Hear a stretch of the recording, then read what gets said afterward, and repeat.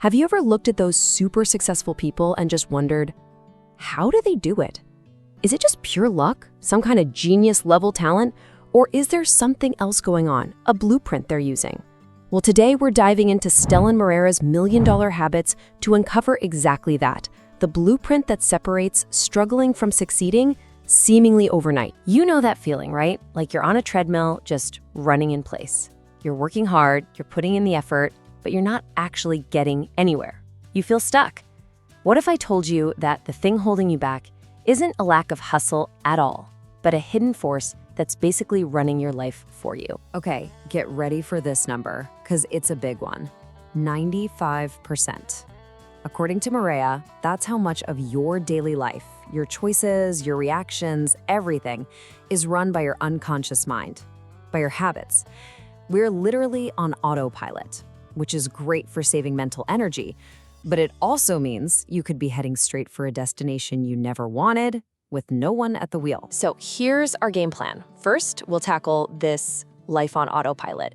Then we'll flip the success equation on its head. After that, we get to the really good stuff, how to actually change who you are. Then we'll see how small actions create massive results. And finally, we'll put it all together and build your system. Let's do this. Okay, so let's dig into this autopilot mode. Look, our brains are smart. They create habits to be efficient. And that's fantastic for things like, tying your shoes without a second thought. But what about your automatic habit for dealing with a stressful email? Or your habit for what you do with your money the second you get paid? Are those habits building you up? Or are they quietly tearing down everything you're trying to achieve? And this is where the book just lays it on the line, no sugarcoating. Every single habit you have is a brick. You're either using that brick to build the foundation of your dream life, or you're using it to build a wall that blocks you in. There's no neutral ground here. Every habit counts. So if our habits are really in the driver's seat, then what's the actual formula for success? Moreira says to forget luck, forget genius. Real high-level success isn't random at all. It's the predictable, almost inevitable result of the daily systems you have in place.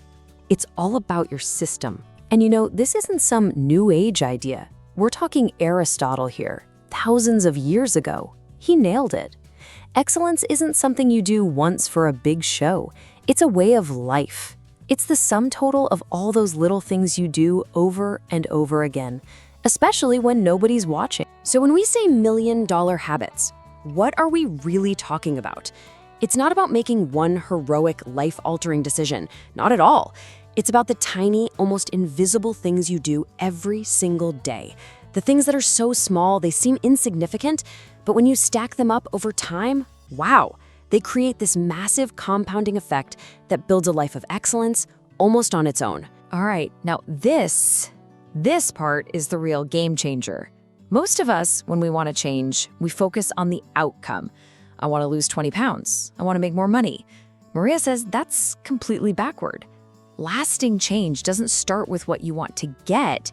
It starts with who you want to be. And the process he lays out is simple, but man, it takes some guts. First, you have to acknowledge. That means being brutally honest with yourself about what your current habits are. No excuses. Second, you define the person you want to become. Not the things you want to have, but the identity. Are you a healthy person, a focused writer, a consistent investor?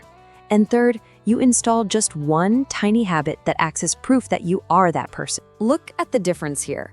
It seems so small, just a change in wording, right? But the mental shift is massive. I will run a marathon is a goal. It has an endpoint. Once you cross that finish line, what happens? The motivation can just disappear. But saying I am a runner, well, that's an identity.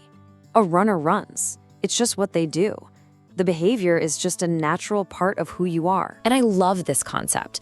Every action you take is like casting a vote for who you want to be. Did you just spend 20 minutes reading instead of scrolling? That's one vote for I am a learner. Did you get up and go to the gym even when you didn't feel like it? That's a vote for I am disciplined.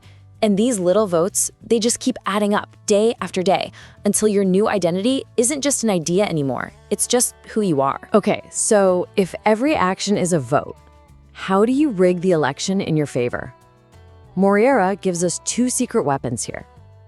First, start so small it feels silly. And second, redesign your environment so it does the heavy lifting for you. Let's just make this super clear. Reading just 10 pages a day, it sounds like nothing, right? Almost pointless. But look at this. Over a year, that tiny little habit turns into over 15 books. 15! Meanwhile, the person waiting for a big chunk of free time to read, they read 0. That's the power of consistency. It's not about being a hero for a day, it's about being consistent for a year. And here's the other secret, and honestly, it's a huge relief. Stop trying to rely on willpower. It's like a muscle. It gets tired. Instead, just rig the game. Engineer your environment so the good choice is the easy choice. You want to drink more water? Put a water bottle on your desk. Want to stop eating junk food? Don't buy it. Make your good habits obvious and easy, and your bad habits invisible and difficult. And this is exactly why this quote is so critical. You cannot wait until you feel like it. Motivation is an unreliable friend. It shows up when things are easy and vanishes when they get tough. But a good system, your environment, that's what keeps you going on the days you have zero motivation. Your system is your safety net. It catches you and makes sure you're still making progress. All right, let's bring this all home. We've gone through the why and the how, so now it's time for the what. Let's wrap up with a look at some of the actual million-dollar habits from the book, so you can start building your own system for success, like today. So here are a few of the big ones. Waking up early, just to give yourself some quiet, focused time before the chaos of the day begins. Reading daily, even just a little. Journaling, to get all that noise out of your head and onto paper. Looking at your goals every single day, not just on New Year's Eve. And then there are the mindset shifts.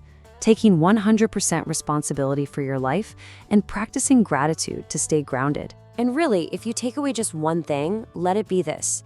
This whole process isn't about some massive, scary, life-changing event. You don't have to blow up your life and start from scratch. You just have to change one small habit, and then another. The road to a completely different future is paved with these tiny, manageable, consistent steps. So I'll leave you with a challenge from the book. Forget about next week or next month. Let's talk about right now, today. What is the one tiny habit you can start to cast that first vote for the person you know you're meant to become?